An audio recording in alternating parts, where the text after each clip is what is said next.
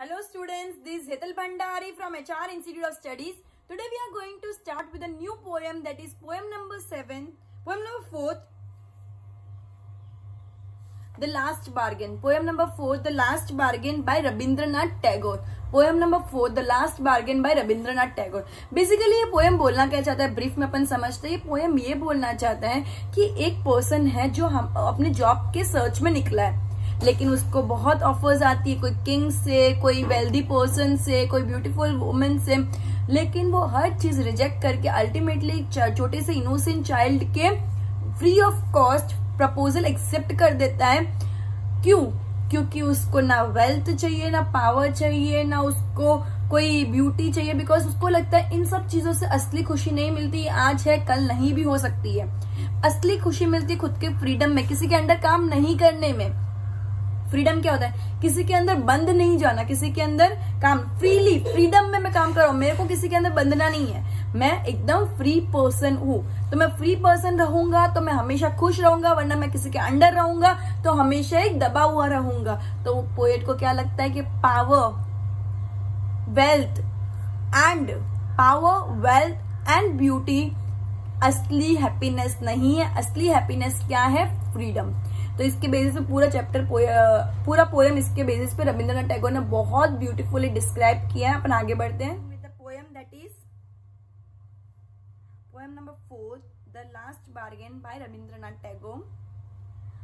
Now a bargain is an agreement in which both the parties promise to do something. bargain मतलब क्या होता है? एक agreement होता है, दोनों प्रॉमिस करके, हाँ मैं ऐसा करूंगा, वो बोल रहा है सामने वाला मैं भी ऐसा करूंगा. दोनों कोई चीज पे अग्री कर रहे, कोई अग्रीमेंट बना रहे, कोई दोनों कोई चीज पे अग्री कर रहे हैं. Someone is looking for work, waiting to be hired. He strikes a bargain but thinks it worthless. He tries twice again but doesn't like either. Finally, in the last bargain where he's hired for nothing, whatever he's happy as never before. जब वो ऐसी चीज के लिए higher हुआ जिसमें उसको कुछ नहीं मिल रहा, तो भी वो सबसे ज्यादा उस चीज में खुश है. What is the bargain and why it is the best? ठीक है, अब अपन पोएम कंटिन्यू करते हैं. Come and hire me, I cried while in the morning I was walking on the stone paved road.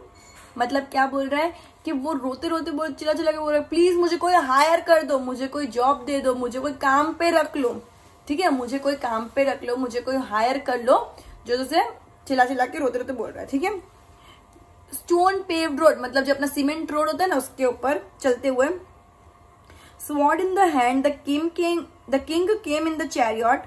He held my hand and said I will hire you with my power. मतलब क्या हुआ कि sword मतलब तलवार हाथ में, और एक किंग अपने चैरियट में, मतलब अपनी बगी होती है ना, घोड़े गाड़ी जैसा होता है, बग्घी जैसा होता है, जो किंग्स की बगी होती है. यूजुअली चैरियट ऐसे घोड़े आगे होते हैं एंड पीछे पूरी बगी होती है, उसको चैरियट बोलते हैं.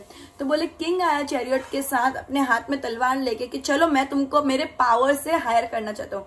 किंग के पास बहुत पावर है, वेल्थ के कंपेरिजन में पावर बहुत ज्यादा है, तो उस पावर पे उनको हायर करना चाहते थे.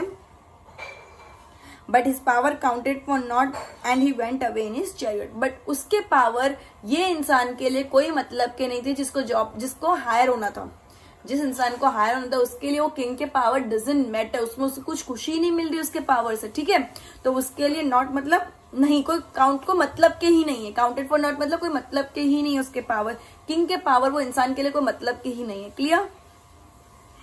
तो ये फर्स्ट पैराग्राफ क्या बोलता है, जब वो रोड पे चिल्लाते चिल्लाते बोल रहा है कोई मुझे हायर कर दो, रोते रोते बोल रहा है, तब एक किंग आता है हाथ में तलवार लेके चैरियट में कि चल मैं तुझे मेरे पावर से हायर करता हूँ. लेकिन उसके पावर में उसको कुछ भी अच्छा नहीं दिखता है वो इंसान को, तो वो उसको मना कर देता है. Next para, in the heat of the mid day the houses stood with shut doors. I wandered along the crooked lane. An old man came out with a bag of gold. He pondered and said, I will hire you with my money. He weighed his coins one by one and I turned away. मतलब क्या बोला, दोपहर के time में, morning के time में उसको king मिले, दोपहर के टाइम में वापस वो हायर होना चाहते थे, तो उनको कौन मिला? उनको एक क्रुक्ड लेन पे, एक लेन मतलब एक रास्ते में चल रहे थे, तो उनको एक और सब घर यूजुअली उस टाइम पे बंद थे, दोपहर के टाइम सब सोते हैं, घर बंद होते हैं. तो उस टाइम एक वेल्दी इंसान, एक पैसे वाला इंसान, एक रिच मैन उसके पास आया एंड अपने गोल्ड कॉइन्स बताने लगा. वो बोला मैं तुझे हायर करना चाहता हूँ विथ माई वेल्थ, पैसों से. तो उसको लगा पैसा तो आज है कल नहीं भी हो, क्या पता, इससे मुझे असली खुशी तो ही ना मिलने वाली है. तो उसने भी उस इंसान को मना कर दिया। इट वॉज इवनिंग, अब इवनिंग आई, मॉर्निंग में किंग मिले, दोपहर को एक रिच मैन मिला, अभी evening I. It was evening, the garden has was all a flower, मतलब पूरा गार्डन फ्लावर से भरा हुआ था। The fair made came out and said I will hire you with a smile, मतलब क्या, उधर की एकदम गोरी चिट्टी मेड आई और उसने बोला चल मैं तुमने मेरे स्माइल से हायर करती हूँ, मतलब मैं तुमको अल्टीमेटली हायर करने के बाद जो दे सकती हूँ मेरी स्माइल है, खुशी, beauty.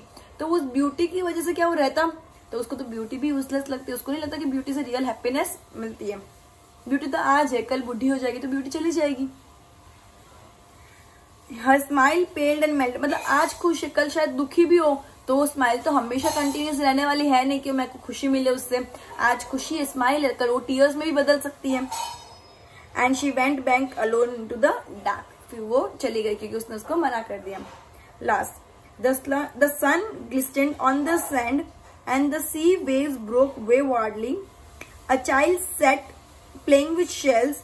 He raised his hand and seemed to know me and said, I will hire you with nothing.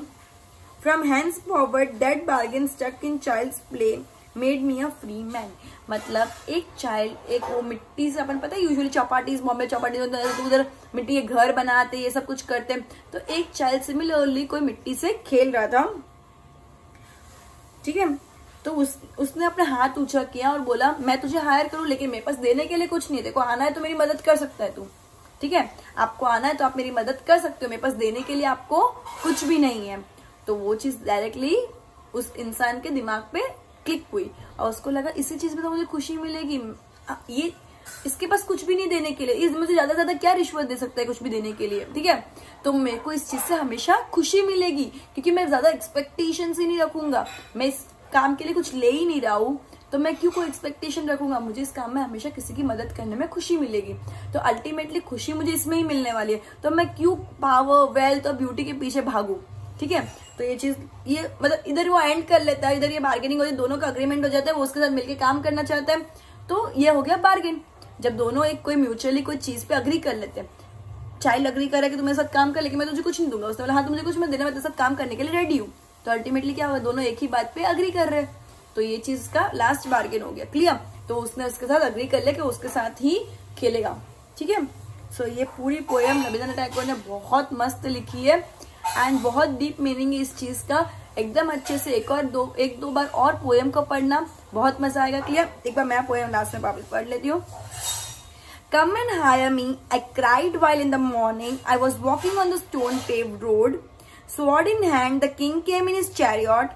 He held my hand and said, I'll hire you with my power. But his power counted for naught, and he went away in his chariot. In the heat of the midday, the houses stood with shut doors. I wandered along the crooked lane. An old man came out with a bag of gold. He pondered and said, I will hire you with my money. He weighed his coins one by one, but I turned away. ठीक है? It was evening. The garden hedge was all aflower. The fair maid come out and said, I'll hire you with a smile. Her smile paled and melted into tears, and she went back into the dark. Alone into the dark. The sun glistened on the sand and the sea waves broke waywardly. A child sat playing with shells. He raised his hand and seemed to know me and said, I'll hire you with nothing. From henceforward, that big bargain stuck in child's play made me a free man. So, goodbye everyone. We'll end this poem here and we'll continue with the next chapter, that is chapter number 4, Bipin Chaudhary. Chapter number 4, just a minute, Bipin Chaudhary's Lapse of Memory. So, goodbye everyone.